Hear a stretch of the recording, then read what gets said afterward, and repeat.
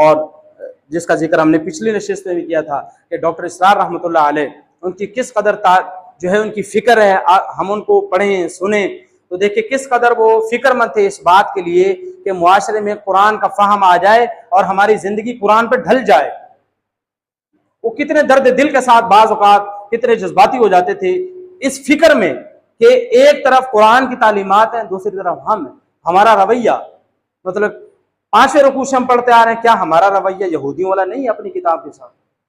कितनी मोहब्बत हमें इसके साथ, साल साल हो गए होंगे शायद हमें तवज्जो से कुरान की तिलावत की हो, तवज्जो से, बेतवज्जोही से तो कर ही लेते हैं, तवज्जो से हमने कभी कुरान को पढ़ा हो। तो हमें अपनी इस फिक्र पर नादिम होने की ज़रूरत है, तौबा ताइब होने की ज़रूरत है। अपनी फ़िक्र करें, घर वालों की फ़िक्र करें, कुरान समझाएं उनको, खुद कुरान समझें, कुरान का तर्जमा पढ़ें, अहले इल्म के साथ रब्ता करें। जहाँ कोई बात हमें उलझा रही है, हम कंफ्यूज हो रहे हैं, तो किसी का भी जिस हम आलिम को समझते हैं कि उनका तर्जमा सही है, तफसीर सही है, हम उसको पढ़ सकते हैं।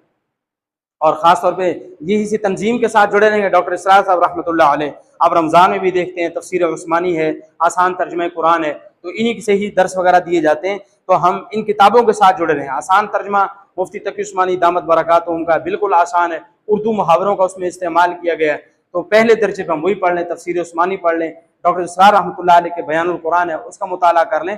तो कुरान के साथ हम जुड़ें, हम प्लान बनाएं।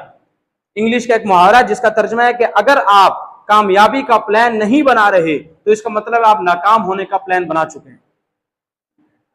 तो इसलिए हमें कामयाबी का प्लान बनाना चाहिए। अल्लाह से दुआ अल्लाह ताला में इस मामले में तौफीक नसीब फरमाए। व आखिर दावाना अल्हम्दुलिल्लाह।